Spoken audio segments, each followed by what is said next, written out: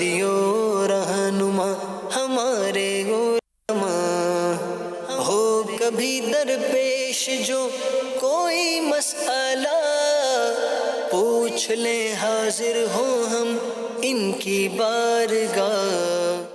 الحمدللہ رب العالمین والصلاة والسلام علی خاتم النبیین، اما بعد فاعوذ باللہ من الشیطان الرجیم، بسم اللہ الرحمن الرحیم۔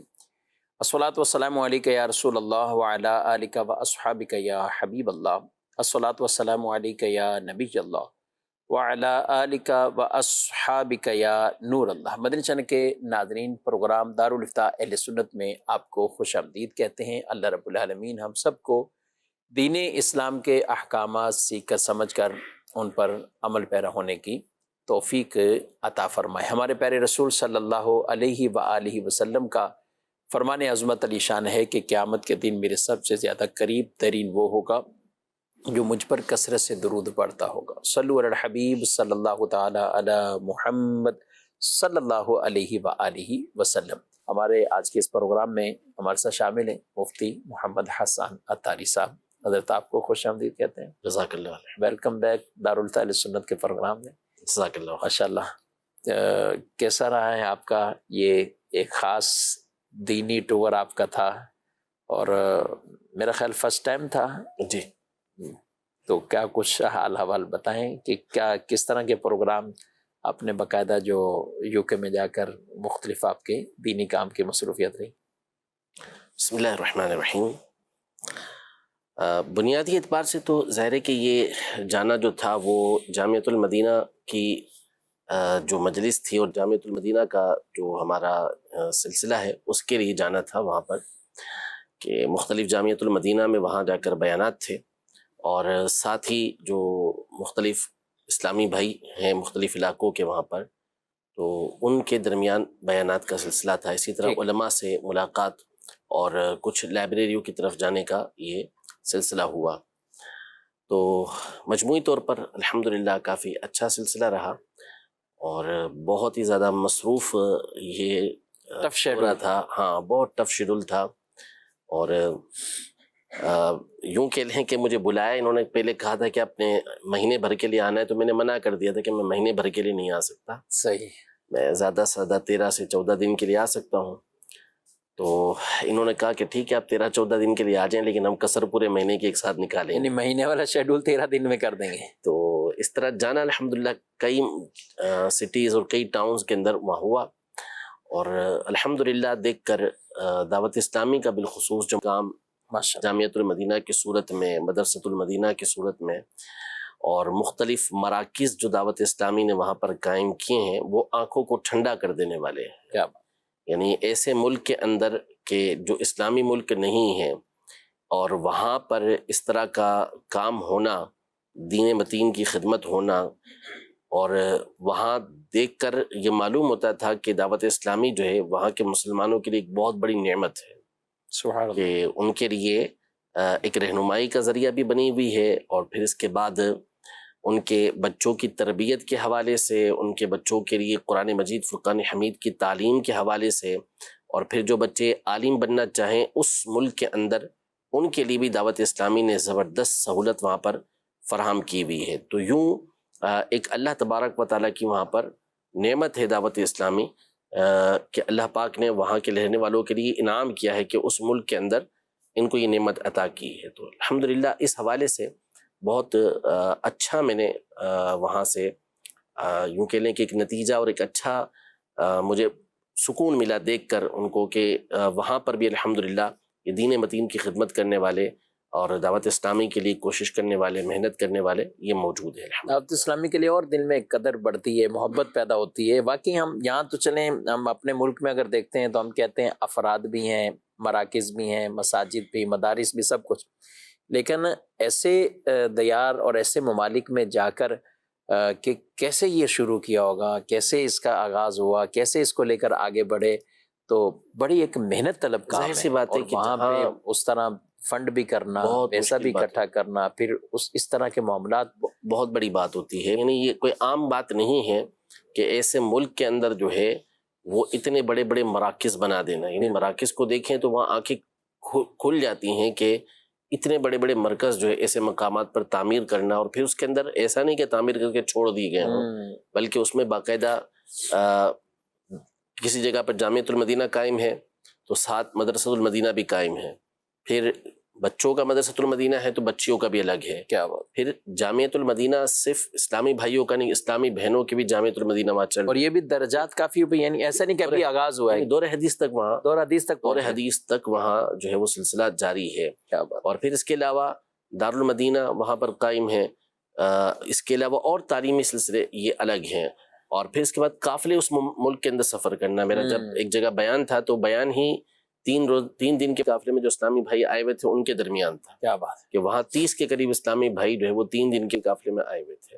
اور اسی یعنی ایسا نہیں کسی اور ملک سے آئے ہوں، اسی ملک سے انہوں نے دوسرے شہر سے سفر کرتے ہوئے وہاں پر پہنچے ہوئے تھے۔ اللہ پاک مزید اس کو برکت عطا فرمائے، اور اللہ پاک ان تمام کو کہ جو کسی بھی طریقے سے اس کام کے اندر تعاون کرتے ہیں، چاہے جان کے ساتھ چاہے مال کے ساتھ، کسی بھی طریقے سے تعاون کرتے ہیں، اللہ پاک ان سب کو جزائے خیر عطا فرمائے، کہ ایسے مقامات پر یقیناً دین کے لیے کام کرنا، دین کے کام میں تعاون کرنا، یہ اللہ تبارک و تعالیٰ کی طرف سے بہت بڑا انعام ہے، بہت بڑی اللہ پاک کی نعمت ہے۔ ماشاءاللہ۔ دورۃ الحدیث شریف میں بھی وہاں پہ آپ کے بیانات یا ایسے سیشن وغیرہ؟ تقریباً جتنے وہاں پر جامعۃ المدینہ تھے ان تمام کے طلباء میں ایک الگ الگ سیشن ہمارا ہوا، صحیح، سب کے درمیان پھر سوال جواب کا سلسلہ الگ ہوا، پھر تمام یو کے جو جامعات تھے ان کو ایک جگہ پر برمنگھم میں جمع کیا گیا تھا تو وہاں پر الگ بیان ہوا، پھر اساتذہ کا ہر جامعۃ المدینہ کے اساتذہ سے الگ الگ گفتگو ہوئی، لیکن پھر ایک سب کے ساتھ تربیتی سیشن یہ الگ ہوا، اس میں گفتگو اور سوال جواب کا سلسلہ بھی رہا، ملاقاتیں بھی رہیں۔ تو یوں جامعۃ المدینہ تقریباً تمام کے تمام جو تھے ان میں جا کر بھی بیانات ہوئے، اور کئی ایسے تھے کہ جن کو ایک جگہ پر جمع کر کے پھر وہاں پر بیان کا سلسلہ ہوا۔ اب مزید کب جانا ہے؟ کچھ نہیں، باتیں، اتنی- ارادے، نیتیں انہوں نے آپ سے لی ہیں کہ آپ نے کب آنا ہے؟ نیتیں تو بہرحال محبتیں تو بہت دی ہیں اسلامی بھائیوں نے، ظاہر ہے کہ جو محبتیں وہ سارے امیر علیہ سنت کے قرب کا صدقہ ہیں، الحمدللہ۔ تو محبتیں تو بہت تھیں، اور مطالبے بھی بہت تھے، روکنا بھی چاہتے تھے، دعوتیں بھی بہت زیادہ دیں کہ یہیں رک جائیں، لیکن ظاہر ہے کہ کام یہاں پر بھی بہت سارے ہیں، تدریس ہے، دارالفتہ ہے، پھر اس کے بعد امامت ہے، اور دیگر کام ہوتے ہیں، تو اب جتنا ممکن تھا وہ وقت دے دیا، اب جب اللہ پاک نے توفیق دی اور میسر ہوا تو جانے کا ہوگا، لیکن بہرحال اتنی جلدی اب جانے کی ترکیب نہیں ہوگی، ٹائم لگے گا جلدی نہیں، بہرحال۔ یا جہاں بھی ظاہر مدنی مرکز کی طرف سے ایک جب کہا جائے گا تو ظاہر ہے پھر انشاءاللہ تو پھر اللہ کے حکم سے انشاءاللہ، بلکہ وہاں نہیں تو چلے دیگر ممالک میں جہاں کہیں بھی، یعنی جہاں اللہ کے حکم سے، اصل میں ظاہر ہے کہ جو کام ہے وہ دونوں طرفہ ہیں، یعنی بعض چیزیں وہ ہوتی ہیں کہ جو یہاں رہ کر زیادہ مضبوطی کے ساتھ کی جا سکتی ہیں، بعض افراد یہاں رہ کے اچھا کام کر سکتے ہیں، بعض وہاں جا کے اچھا کام کر سکتے ہیں، تو جہاں دین کا کام ہو اللہ پاک دین کی خدمت بھی لے لے، خلوص بھی دے دے، اور اس کے ذریعے سے آمین، آخرت بھی ہماری سنور جائے۔ آمین آمین، ماشاءاللہ۔ بہرحال ناظرین کرام، پیاری پیاری گفتگو بھی آپ سن رہے ہیں، مفتی حسان صاحب، دینی سفر ہی تھا ان کا، میں نے کہا کچھ اس پہ گفتگو کریں، اور دعوت اسلامی کے وہاں کے دینی کاموں کے حوالے سے بھی ہم بھی سنیں، ہماری آنکھیں بھی ٹھنڈی ہوں، ہماری سماعتوں کو بھی لطف آئے کہ الحمدللہ باہر جا کر واقعی جو آتا ہے نا تو وہ پھر اس کا اقرار کیے بغیر وہ نہیں رہتا کہ ان ملکوں تک یہ پیغام پہنچانا۔ اور اب بھی آپ دیکھ رہے ہیں ماشاءاللہ، نگران شورا، رکن شورا عبدالحبیب بھائی مختلف اعتبار سے ان کے اسفار سفر رہتے ہیں، جانشین اتار کے بھی، اور یہ سب کچھ الحمدللہ فیضان قبلہ شیخ طریقت امیر علیہ سنت دامت برکاتہم العالیہ کا، اللہ پاک انہیں بھی عافیت والی طویل زندگی عطا فرمائے، صحت سلامتی والی زندگی عطا فرمائے۔ آپ کے بڑھتے ہیں سوالات کی طرف، دیکھتے ہیں ہمارے ناظرین کیا پوچھ رہے ہیں۔ جی، محمد لقمان عرض کر رہا ہوں اکاڑا سے۔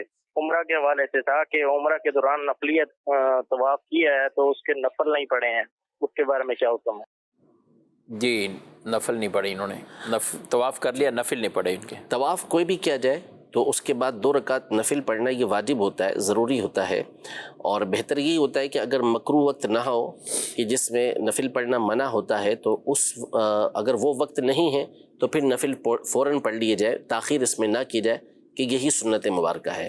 لیکن یہ نفل جو ہے وہ جب بھی پڑھے جاتے ہیں ادا ہی ہوتے ہیں، قضا نہیں ہوتے۔ اگر کسی نے کسی اور وقت میں بھی ادا کیے تو یہ نوافل اس کے ادا ہو جائیں گے. تو لہٰذا اگر ابھی ادا نہیں کیے تو اسے ادا کر لیں. اگر حرم میں ہیں تو بہتر یہی کہ حرم کے اندر ہی ادا کریں، اور اگر آپ حرم میں نہیں ہیں، کہیں اور جا چکے ہیں، تو اس مقام پر بھی ادا کرنا یہ ضروری ہوگا. اسے ادا کر لیں، لیکن جب بھی ادا کریں گے ادا ہی کی نیت ہوگی، اور یہ ادا ہی ہوں گے، قضا نہیں ہوں گے. بہتر یہ ہے کہ جب بھی طواف کریں تو اگر کوئی عذر نہیں ہے تو اسی وقت یہ نوافل پڑھ لیے جائیں. ٹھیک ہے، یعنی یہاں اپنے ملک آ چکے ہیں تو اب یہاں پر یہاں پہ بھی پڑھنا ہوگا. جی یہاں پہ بھی مطلب وہ نفل ادا ہو جائیں گے، ادا ہوں گے. ایک ساتھ جمع کر کے رکھنا کہ نفل بھی جمع کرتے رہیں، طواف بھی جمع. کہ بعض اوقات کچھ لوگ طواف کرنے میں پھر یہ کہتے ہیں کہ اب یہاں سے نکل گیا نا اس سرکل سے، تو دوبارہ نفل پڑھ کے دوبارہ اس میں ایڈ ہونا مشکل ہو جاتا ہے، تو وہ ایک طواف ختم ہوتا ہے تو دوسرا شروع کر دیتے یہ سنت کے خلاف ہے. اچھا، سنت مبارکہ یہی ہے کہ طواف کرنے کے بعد اگر کوئی عذر نہیں ہے، جیسے مثال کے طور پر آپ عصر کے فرض پڑھنے کے بعد طواف کر رہے ہیں، صحیح، تو اب چونکہ آپ نے فرض ادا کر لی ہیں تو اب آپ نفل نہیں پڑھ سکتے عصر کے بعد جب تک کہ غروب آفتاب نہ ہو جائے. تو اس وقت تک آپ چونکہ نفل پڑھ نہیں سکتے، لہذا اب اگر عصر کے بعد آپ نے عصر کے فرض پڑھنے کے بعد طواف شروع کیا اور اب وقت باقی ہے، آپ چاہتے ہیں دوسرا طواف بھی کر لیں، تو اب طواف آپ کر سکتے ہیں، پھر دونوں کے نفل ملا کے پڑھ لیں. لیکن اگر ایسا کوئی عذر نہیں ہے تو پھر صرف یہ کہ مجھے اس سرکل سے نکل کے دوبارہ داخل ہونا مشکل ہو جائے گا، یہ ٹھیک نہیں ہے. مقصد اصلی اللہ پاک کو راضی کرنا ہے، صحیح، اور اللہ پاک کو راضی کرنے کا جو بہترین طریقہ ہے وہ نبی کے پاک صلی اللہ تعالیٰ علیہ وآلہ وسلم کے طریقہ کار کو فالو کرنا ہے، اور وہ یہی ہے کہ طواف کرنے کے بعد نفل اسی وقت ادا کیے جائیں، پھر دوسرا طواف یہ کیا جائے. اگر بغیر کسی عذر کے ایسا کیا تو ایسا کرنا مکروہ ہے، یعنی ناپسندیدہ کام ہے. ٹھیک ہے. لیکن کوئی اور زیادہ کوئی ایسا دم یا دیگر چیزوں نہیں، دم یا کفارہ وغیرہ اس کے اوپر لازم نہیں. ٹھیک ہے. مزید سوال. میرا مفتی صاحب سے سوال یہ ہے کہ جو دم کے بال ٹوٹے ہوئے ہوتے ہیں کیا اس میں قربانی ہو جاتی ہے؟ ایک تو ہم سنا تھا کہ دم ٹوٹی ہوئی ہو تو اس کی قربانی نہیں ہوتی، مگر صرف اس کے اگر بال ٹوٹے ہوئے ہوں تو اس کی کیا قربانی ہو جاتی ہے؟ اور دوسرا سوال کرنا تھا کہ کچھ جانور جو ہوتے ہیں جن کے کان ہم نے جو سنا تھا کہ وہ ایک مٹھی سے زیادہ کٹا ہوا ہو تو اس کی قربانی نہیں ہوتی، اگر ایک مٹھی ہے تو ہو جاتی ہے. جی ماشاءاللہ 3 سوال پوچھے انہوں نے. اور اس میں دم کٹی ہوئی ہو یا بال کٹے ہوئے ہوں، اصل یہ دیکھا جاتا ہے کہ جو دم ہوتی ہے وہ 1/3 سے زیادہ اگر کٹی ہوئی ہے. اسی طرح جو آپ کا دوسرا سوال ہے کان کے حوالے سے کہ کان چرا ہوا ہے، تو کان کے کٹے ہونے کے حوالے سے بھی یہی حکم ہے کہ اگر کان بھی 1/3 سے زیادہ کٹا ہوا ہے تو اس صورت میں تو اس کی قربانی نہیں ہوگی. انہوں نے جو سنا ہوا کہ ایک مٹھی کا کان نہیں، وہ ایسا نہیں ہے، یہ ان کا سننا غلط ہے. یعنی دونوں کانوں کو دیکھا جائے گا. ہاں، دونوں کانوں کو دیکھا جائے گا، اور وہ 1/3 سے زیادہ کٹا ہوا ہے تو پھر اس صورت میں قربانی نہیں ہوگی، ورنہ اس کی قربانی ہو جائے گی. اس میں مٹھی وٹھی کا کوئی اعتبار نہیں ہے. ٹھیک ہے. اور دم میں بانوں کا بھی کوئی اعتبار جی نہیں ہے. نہیں ہے. تو یہ 1/3 کو یعنی کیسے اس کو دوسرے جو صحیح سلامت کان ہے اس کے ذریعے پیمائش کریں گے، کیسے کریں گے؟ یا دم کا کیسے کریں گے؟ یعنی جو 1/3 تو مسئلہ تو ہے، بال نکالنے کے بعد 1/3 سے زائد ہے. جی ایسا ہی ہوگا. اب یہ تو اندازہ ہی کرنا پڑے گا اس کے تجربے کار دم جتنی ہوتی ہے اس کو دیکھ لیا جائے، اور اس کے اعتبار سے ویسے یہ تو بالی کا کہہ رہے ہیں تو اس میں تو کوئی مسئلہ ہی نہیں ویسے بھی. اور کان کا مسئلہ یہ ہے کہ اگر وہ 1/3 سے زیادہ کٹا ہوا ہے تو پھر اس صورت کے اندر قربانی نہیں ہوگی، ورنہ قربانی ہو جائے گی. ٹھیک ہے جی. مزید سوال. اچھا مفتی صاحب، پوچھنا یہ تھا، میں نے ایک چیز لی ہے انسٹالمنٹ پہ 2 سال کی مدت میں، تو اب میں اگر 1 سال کے اندر ان کو پیسے ادا کر دوں تو کیا اس میں کچھ رعایت لینا میرے لیے صحیح ہوگا، یا اس حوالے سے ذرا رہنمائی فرما دیں؟ جی اگر وہ یہ ادا کر دیتے ہیں تو پھر تو اس کا حساب کرنا پڑے گا، اور جو اس کے اندر قسطوں کے حوالے سے کمی بنتی ہے وہ اس بندے کو ان کو دینا ضروری ہوگا، یعنی یہ کمی کرنا ضروری ہوگا. اب اس کا حساب لگا لیں کہ مثال کے طور پر 2 سال کی جو قسطیں ہیں اس کے حساب سے جو رقم بنتی تھی وہ 1 لاکھ روپے زائد بنتی تھی. صحیح. اب یہ 1 سال کے اندر ادا کر دیتے ہیں تو مثال کے طور پر وہ رقم جو قسطوں کے حساب سے بنتی ہے وہ 70,000 روپے بنتی ہے، تو یہ 70,000 ہی ادا کریں گے، 30,000 اوپر ادا نہیں کریں گے. صحیح. یعنی یہ اس ضروری وہ ان کو ڈسکاؤنٹ دے گا. یہ جی بالکل دے گا، لازمی ہے اس کے بعد. جی تو یہ شروع میں کیا طے کرنا اس کے لیے ہوگا کہ میں کبھی بھی بیچ میں دے دوں یا کیا نہیں؟ یہ کوئی ضروری نہیں ہے اس طرح. یہ ضروری نہیں. اس نے پیسوں کا انتظام کر لیا تو وہ دے دیتا ہے تو ٹھیک ہے، کیونکہ قسطوں کے مقابلے میں ہے تو جتنی قسطیں اب موجود ہیں تو اتنی ہی قسطوں کی زیادتی وہ ان کو دے گا. اچھا یہی سوال ہے. تو پھر اس کے بعد ایک اور سوال لوگوں کی طرف سے آتا ہے کہ یہ یہاں تو ہم نے کم کر دیا، لیکن کچھ ایسے بھی ہوں گے نا جو ہم سے 2 سال پہ لے کر گئے لیکن 2 سال سے اوپر ہو گئے، 6 مہینے 8 مہینے 4 مہینے، تو اب ہم اتنا اضافہ بھی کر لیں؟ نہیں، اضافے کی اجازت نہیں ہے، کیونکہ یہ آپ کا اس کے اوپر دین ہے، قرض ہے اس کے اوپر،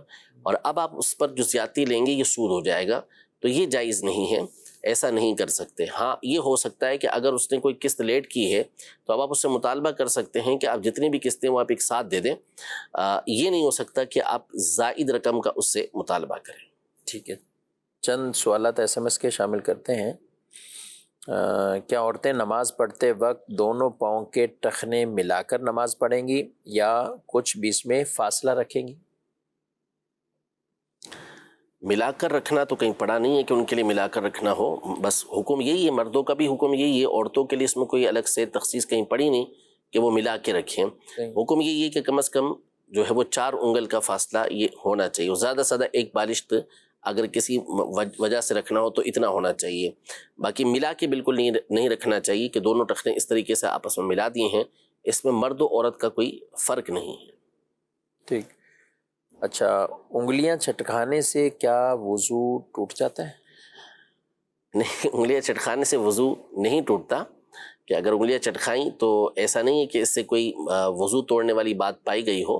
ہاں، انگلیاں چٹکانے کے احکام الگ ہیں کہ بعض صورتوں میں اس کی اجازت نہیں ہوتی اور بعض صورتوں میں اجازت ہوتی ہے اور بعض صورتوں میں ناپسندیدہ ہوتا ہے، جیسے کوئی نماز کی حالت میں ہے یا نماز کا انتظار کر رہا ہے تو اس میں چونکہ حدیث پاک میں منع کیا گیا ہے تو اس لیے اس وقت انگلیاں نہیں چٹکائے گا۔ صحیح، اور نماز سے فارغ ہو چکا ہے یا ویسے کہیں جا رہا ہے تو بلا وجہ یہ انگلیاں چٹکانا یہ منع ہے کہ ایسا نہ کرے، اور اگر کوئی وجہ ہے، سستی کو دور کرنا ہے، راحت حاصل کرنا ہے، اس لیے چٹکا رہا ہے تو پھر اس میں کوئی حرج بھی نہیں ہے۔ اس میں کوئی حرج نہیں ہے۔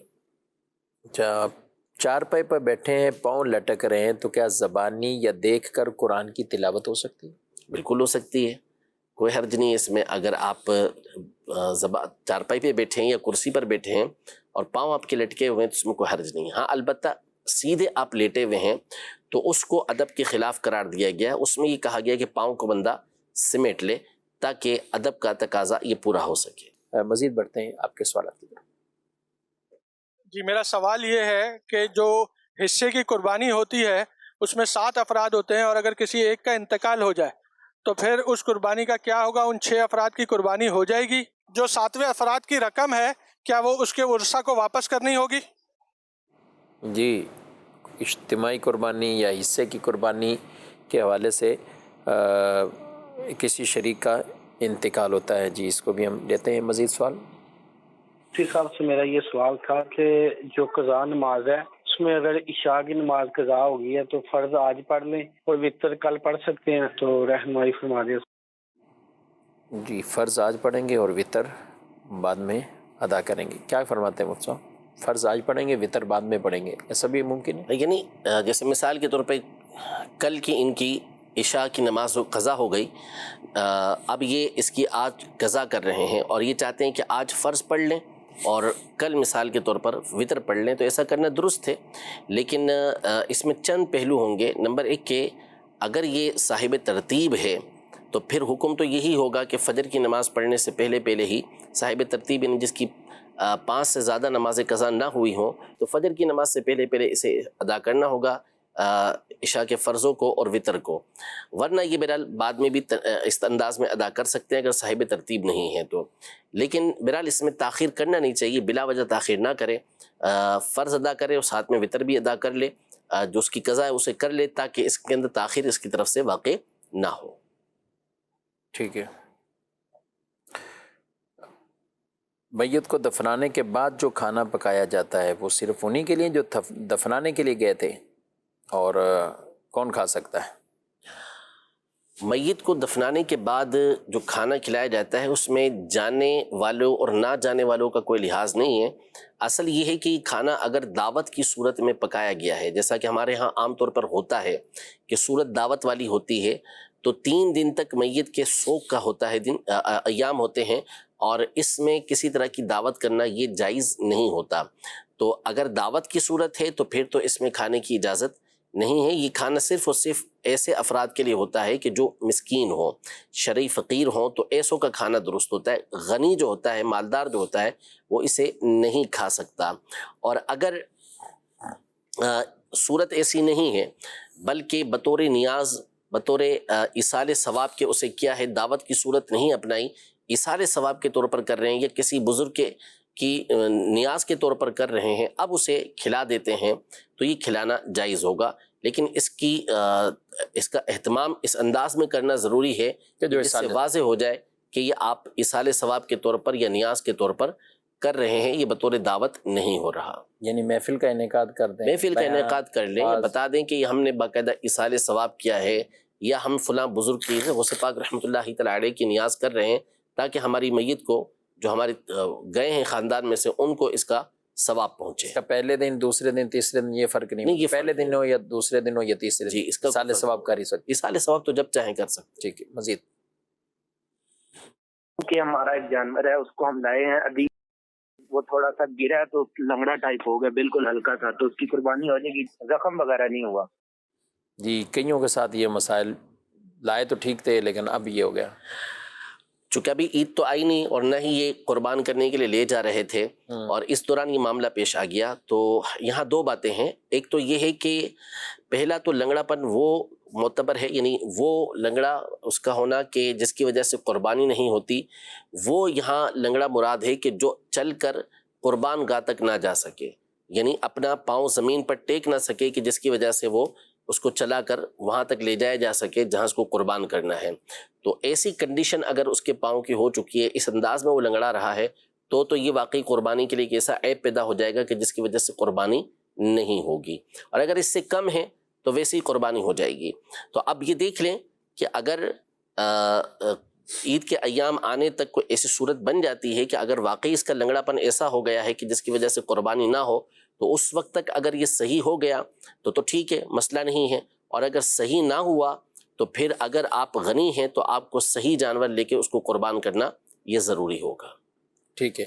اچھا، بعض کا جانور چل لیتا ہے لیکن 3 پاؤں پہ چل لیتا ہے، تو اس کا مطلب نہیں وہ پاؤں رکھ کے تو نہیں چل پا رہا نا، وہ تو اس کا مطلب ہر ایک زمین پہ پاؤں رکھ کے اس پہ جیسے وزن ہوتا ہے تو اس طرح چلے۔ جی بالکل، ٹھیک ہے جی، مزید۔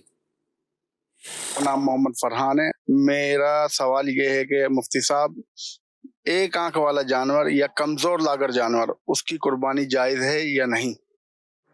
جی، جانوروں سے متعلق ہی جی، اگر ایک آنکھ ہے یعنی کانا ہے وہ، تو اس کی قربانی تو جائز نہیں ہے۔ ٹھیک ہے۔ اور اگر وہ لاگر ایسا ہے کہ اس کی ہڈیوں کے اندر گودا تک نہیں رہا، اتنا کمزور ہو گیا ہے، تو اس صورت میں تو اس کی قربانی نہیں ہوگی۔ اور اگر لاگر ایسا ہے کہ کمزور کہلاتا ہے لیکن چرتا پھرتا ہے اور اس کی ہڈیوں کے اندر گودا موجود ہے، تو اس کی قربانی یہ ہو جائے گی۔ ٹھیک ہے۔ یہ کہہ رہے ہیں کہ ہمارے پاس ایک کٹا ہے، کٹا مین یعنی بھینسا، تو ہے چھوٹا، عمر پوری ہے، صحیح، کیا کہیں گے؟ آج کل تو ویسے یہ بہت چلا ہوا ہے بھینس کی قربانی کے حوالے سے، تو الحمدللہ اس پر قدیم سے علماء کے دلائل موجود ہیں، اور اس پر اجماع ائمہ اربعہ کا بھی ہے، اور کئی اس کے اوپر لغت کے حوالے سے دلائل موجود ہیں کہ بھینس کی قربانی یہ بالکل درست ہے۔ قرآن مجید فرقان حمید کی آیت کے بعض لوگوں نے حوالے دے دیے، تو وہم ایسا پیدا کیا کہ گویا کہ قرآن کی آیت سے بھینس کی قربانی کا ناجائز ہونا ثابت ہوتا ہے، حالانکہ قرآن مجید فرقان حمید میں قربانی کے نہیں بلکہ حلال جانوروں کی گفتگو کی گئی ہے۔ نمبر 1 یہ۔ نمبر 2 یہ کہ وہاں نوع بیان کی گئی ہے کہ کس کس نوع کے جانور آپ قربان کر سکتے ہیں، تو اس پر اجماع ہے کہ جو بھینس ہے وہ گائے کی نوع ہے، یعنی گائے کی قسم ہے، گائے کی ایک صنف ہے، تو اس میں سے اس کو شمار کیا گیا ہے، تو اس کی قربانی جائز ہوتی ہے۔ یہ اختصار کے ساتھ ہم نے عرض کیا، تو بھینس یا بھینسا یہ دونوں اس کی قربانی ہو سکتی ہے۔ اب یہ رہا کہ دکھنے میں وہ چھوٹا ہے لیکن اس کی عمر پوری ہے، یعنی 2 سال کا ہے، تو اس صورت میں اس کی قربانی ہو جائے گی، اس لیے کہ اصل اعتبار جو ہے وہ جانوروں کی عمر کا ہوتا ہے۔ اگر ان کی عمر پوری ہو چکی ہے اور کوئی عیب ان کے اندر نہیں پایا جاتا، تو اس صورت میں ان کی قربانی یہ ہو جائے گی، قربانی ہو جائے گی۔ جی، مزید۔ میرا نام محمد احسن ہے۔ میرا مفتی صاحب سے یہ سوال ہے کہ قربانی کے جانور میں عقیقہ کیا اور اس کے گوشت سے مہمانوں کی دعوت کری، ایسا کرنا جائز ہے یا نہیں؟ جی، عقیقہ بھی کیا اور دعوت بھی کی۔ جانور جس وقت قربان کیا اس وقت نیت آپ کی عقیقے کی ہونی چاہیے، یعنی جانور میں جتنے آپ حصے کر رہے ہیں ان تمام کے اندر یہ لازم ہے کہ آپ کی نیت اللہ تبارک و تعالیٰ سے کہ اللہ تبارک و تعالیٰ کی عبادت کی ہو، تقرب کی ہو، یہ نیت ہونی چاہیے. اب چاہے آپ قربانی کی نیت سے کر رہے ہیں، چاہے آپ عقیقے کی نیت سے کر رہے ہیں، واجب قربانی ادا کر رہے ہیں یا نفل قربانی ادا کر رہے ہیں، باہر صورت یہ چیز ضروری ہے. لیکن قربانی ہو گئی، اب اس کے گوشت کو آپ جس مقصد کے لیے چاہے استعمال کر سکتے ہیں، چاہے اسے کھائیں، چاہے کسی کو تحفے میں دے دیں، چاہے آپ کھلائیں، چاہے آپ دعوت کریں، دونوں صورتیں جائز ہیں. عقیقے کے جانور کے گوشت کی بھی دعوت کی جا سکتی ہے اور قربانی کے جانور کے گوشت سے بھی دعوت کی جا سکتی ہے. ٹھیک ہے. بہتر کیا حکم ہے اس صورت میں، کیا کرنا؟ بہتر تو وہی ہے جو قربانی کے مشہور احکام ہے اس کے گوشت کے، کہ 3 حصے کیے جائیں. ایک حصہ جو ہے وہ اپنے لیے رکھ لے بندہ، ایک حصہ غریبوں کو دے، اور ایک حصہ اپنے عزیز و اقربا جو رشتہ دار، دوست، احباب وغیرہ ہیں ان کے درمیان تقسیم کرے. ٹھیک ہے. کچھ اور بھی سوالات جو ہیں وہ ہمارے پاس آ رہے ہیں. قربانی کے گوشت کا بھی جس کو چاہیں کہہ رہے ہیں مرضی دے سکتے ہیں، یا اس میں بھی کوئی خاص خیال کر کے ہی تقسیم کرنا چاہیے؟ بالکل بہت خیال رکھنا پڑے گا. یہ تو آپ نے جو عبادت کی ہے اس کا گوشت آپ کو حاصل ہوا ہے، تو جو شرعی احکام ہوں گے یہاں اس کا تقاضا پورا کرنا ضروری ہے. بہت سارے ایسے افراد یہ مانگنے کے لیے آ جاتے ہیں، سوال کرنے کے لیے آ جاتے ہیں جو گوشت کے مستحق شرعن بھی نہیں ہوتے اور ان کو دینا بھی درست نہیں ہوتا. یعنی وہ ایسے افراد ہوتے ہیں کہ جن کا مانگنا ہی جائز نہیں ہوتا اور لوگ انہیں دے رہے ہوتے ہیں. تو بعض تو وہ ہوتے ہیں کہ جو مسلمان ہی نہیں ہیں، تو ان کو تو قربانی کا گوشت دے ہی نہیں سکتے. اسی طرح بعض وہ ہیں کہ جو مسلم ہوتے ہیں لیکن وہ ایسے حاجت مند نہیں ہوتے کہ ان کو سوال کرنا یعنی مانگنا یہ درست ہو جائے. تو وہ سوال کر رہے ہیں، مانگ رہے ہیں، تو اس کا مطلب ہے وہ ناجائز کام کر رہے ہیں. اب آپ ناجائز سوال پر ان کو دے رہے ہیں تو یہ آپ کا دینا بھی درست نہیں ہے. عام مدد ہوتی قربانی کے گوشت میں بھی اس کو دیکھیں گے؟ بالکل دیکھیں گے، ظاہر سی بات ہے. یعنی عام اس طرح زیادہ دیکھیں گے اس میں. صحیح. یعنی عام مدد تو چلو صدقہ نہ ہو، ایسے کوئی صورت ہو تو اس کے احکام جدا گانا ہو جاتے ہیں، اگرچہ اس کی بھی اجازت نہیں ہوتی. لیکن یہاں تو چونکہ آپ نے قربانی کی ہے اللہ کی رضا کے اندر، اللہ کی راہ کے اندر آپ نے جانور قربان کیا ہے، تو پھر آپ کو اس کے احکام زیادہ سیکھنے ہوں گے. تو لہذا ایسے مسلمان کو دیں کہ جو اس کا مستحق ہو. ہر ایک کو دینے کی بھی اجازت نہیں، اور یہ ہمارے یہاں عام ہو چکا ہے.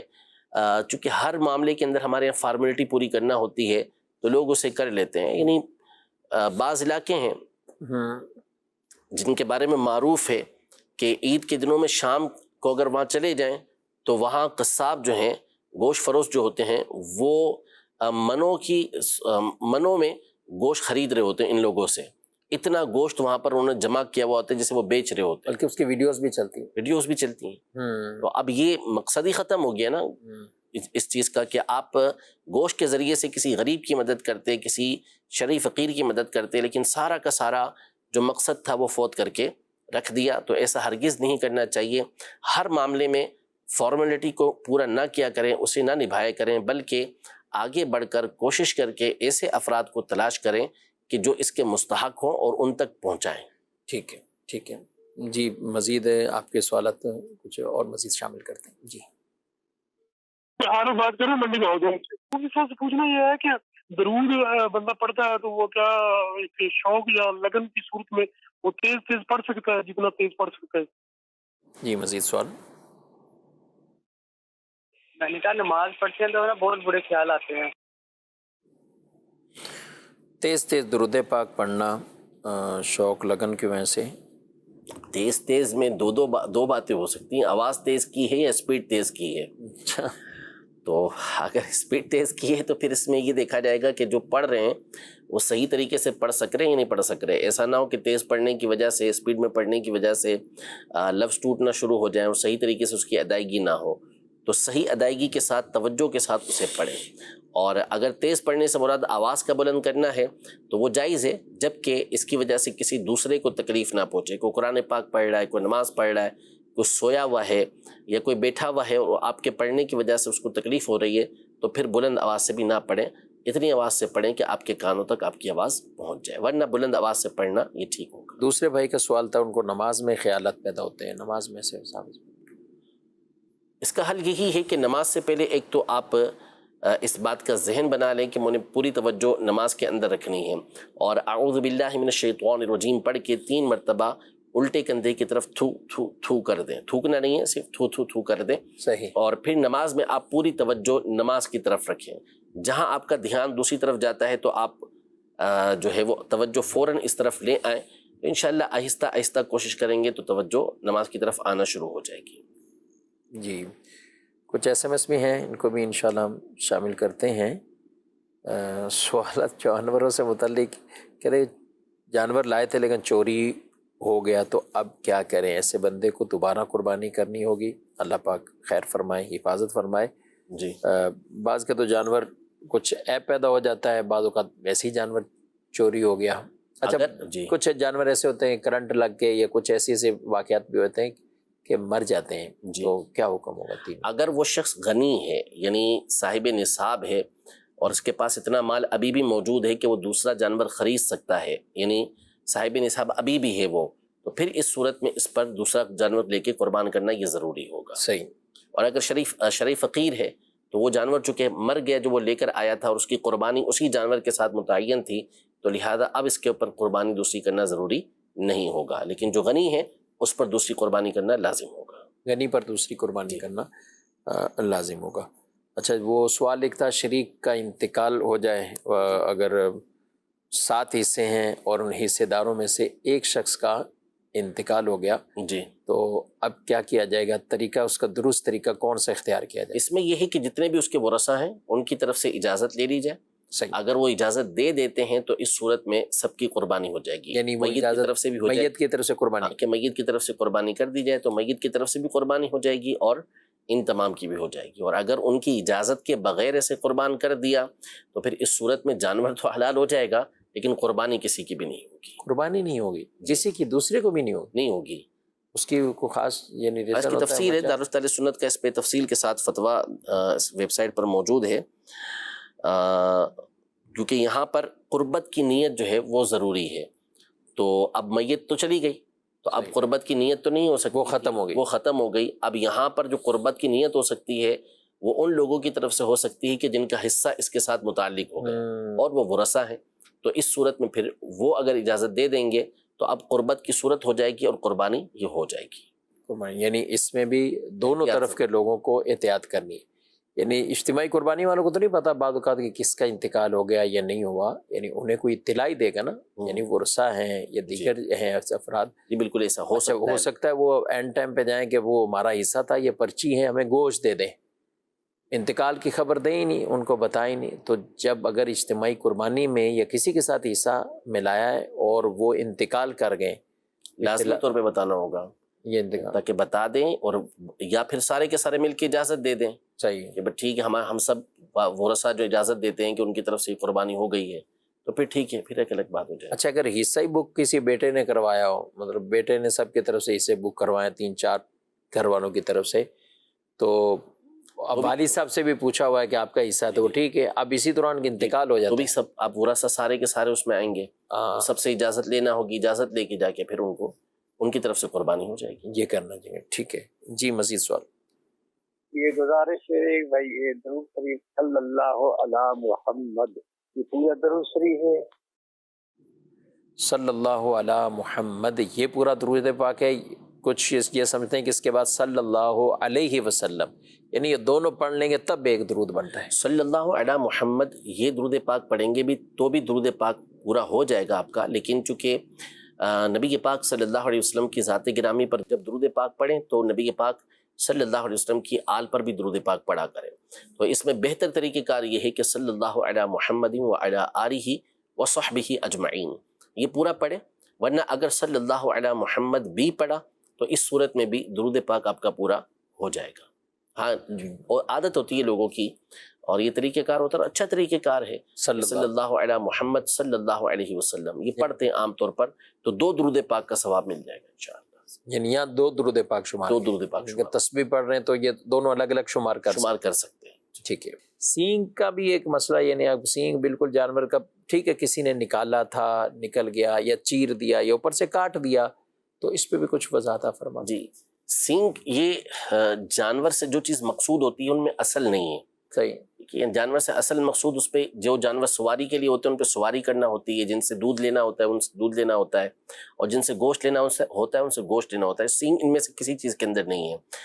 تو اگر سینگ اوپر سے کاٹ دیا ہے یا پورا ہی کٹ گیا ہے، اب جو زخم نظر آ رہا ہے اس زخم کی وجہ سے قربانی کے اندر عیب پیدا ہو رہا ہے، سینگ کی وجہ سے نہیں ہو رہا. تو اگر یہ زخم بھر گیا اور وہ صحیح ہو گیا تو پھر اس صورت میں اس کی قربانی یہ ہو جائے گی. ہاں اس میں پھر وہ صورتیں الگ ہیں کہ جانور کے ساتھ اس طرح کا جو سلوک کر رہے ہوتے ہیں صحیح، اور جس بے دردی کے ساتھ یہ جانور کا سینگ نکالتے ہیں، الامان والحفیظ، یعنی دیکھنے والے یہ بتاتے ہیں کہ کمزور دل کا بندہ اسے دیکھ بھی نہ سکے کہ جانور کی کیسی اس کے اندر تڑپ ہوتی ہے. اور یہی وجہ ہوتی ہے کہ بعض کا جانور پوری زندگی، یعنی اب ہم بھی سر پہ ہاتھ رکھے، سر پہ ہاتھ نہیں رکھنے دیں گے. وہ یعنی شاید وہی تکلیف ایک سر پہ پہلے پہنچ چکی ہے تو ایک جانور ایسی کئی ہوتے ہیں کہ وہ سر پہ ہاتھ بھی نہیں رکھنے دیں. میرا تجربہ نہیں ہے اس چیز کا، لیکن ہوتا ہوگا کہ ظاہر ہے کہ ہم سوچیں نا، ہمارے بال تھوڑے سے بال ہی پکڑ کے اگر کوئی زور سے کھینچے اور پوری کوشش کرے کہ کسی طریقے سے اس کو جڑ سے نکالے تو پھر پتہ جائے گا نا کہ کیسی تکلیف ہو رہی ہے. تو بعض ایسے ہوتے ہیں یعنی ان کی تعریف کرتے ہیں، بڑا ماہر ہے سینگ نکالنے کے اندر جانور کے. بھائی ماہر کس چیز کا ہے؟ جانور کو اذیت کے اندر مبتلا کر رہا ہے، تکلیف کے اندر مبتلا کر رہا ہے، اور آپ اس کو ماہر کہہ رہے ہیں. تو اس کی اجازت نہیں ہے کہ جانور کو ایسی اذیت و تکلیف دی جائے اور اس کے ذریعے اس کے سینگ کو یہ نکالا جائے. تو جو خوبصورتی پیدا کرنی ہے، اگر اس کے سینگ چھوٹے کر کے کاٹ کے کسی طریقے سے ہڈی کو اس سے اس کو تکلیف نہ ہو، وہ آپ کرتے ہیں تو کوئی حرج نہیں ہے اس کے اندر. اچھا مسئلہ یہ ہے کہ جب کیٹل فارم والوں کے ساتھ سیشن ہوا تو انہوں نے کہا کہ پیسے بڑھ جاتے ہیں، پیسے بڑھ جاتے ہیں. نہیں وہ تو ہے، ساتھ وہ یہ کہہ رہے ہیں کہ آپ لوگوں کو بھی تو سمجھائیں. لوگ سب کہتے ہیں سینگ کے بغیر دیں، سینگ کے بغیر. اب جانور کیا ہم کہاں سے لائیں اتنے؟ ہر گاہک آ کر یہی تقاضا کرتا ہے، بچے ہیں، بچیاں گھماتی ہیں، یہ ہے وہ، سینگ کے بغیر چاہیے.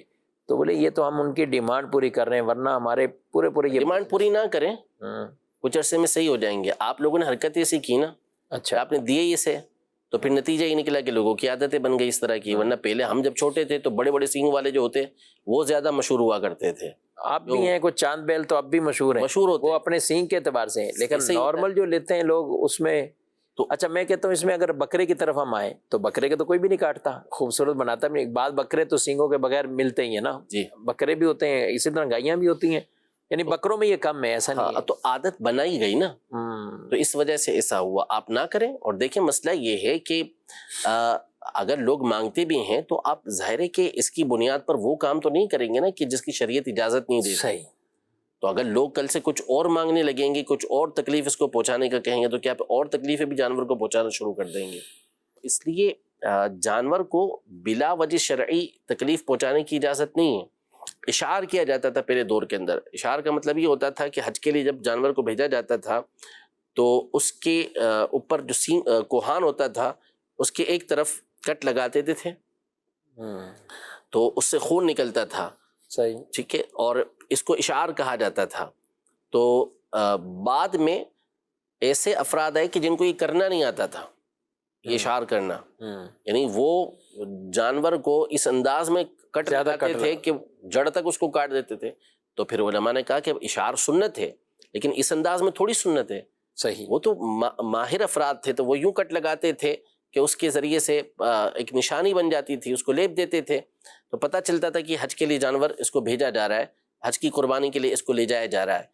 لیکن اگر کوئی اس طرح کرتا تو پھر اس سے فقہاء کرام نے منع فرمایا. امام عامر بن شرحبیل الشعبی رحمۃ اللہ تعالی نے منع فرمایا. امام اعظم ابو حنیفہ رحمۃ اللہ تعالی نے اس کنڈیشن کے ساتھ منع فرمایا کہ ایسا نہ کرو. وہ سنت کی ادائیگی اپنی جگہ پر ہے لیکن وہی کرے گا جس کو یہ سنت ادا کرنا آتی ہو. تو اب جب اس کی اجازت نہیں تو پھر آپ جانور کو ایسی تکلیف کیسے پہنچا سکتے ہیں کہ جس کی شریعت مطالعہ اصلاً اجازت نہیں دیتی، اور ایسی تکلیف ہے کہ جو ناقابل برداشت ہے. بہرحال کیٹل فارم چلا رہے ہیں یا کچھ اور بزنس کر رہے ہیں، ہمیں اس حوالے سے ضرور دارالفتہ سنت سے، علماء اہل سنت سے، مفتیان کرام سے اس چیز کے بارے میں رہنمائی حاصل کر لینی چاہیے. اللہ پاک ہم سب کو آسان رزق حلال عطا فرمائے، اور اس کے بیچ میں رزق حلال کے حصول میں اگر کوئی رکاوٹیں ہیں تو اپنی رحمت سے دور فرمائے، اور دین متین پر ہم سب کو چلنے کی توفیق دے. پروگرام کا وقت اپنے اختتام کو پہنچا ہے، آپ سے اجازت چاہتے ہیں. فی امان اللہ. ہادیو رہنما ہمارے علماء ہو کبھی درپیش جو کوئی مسئلہ پوچھ لیں، حاضر ہوں ہم ان کی بارگاہ.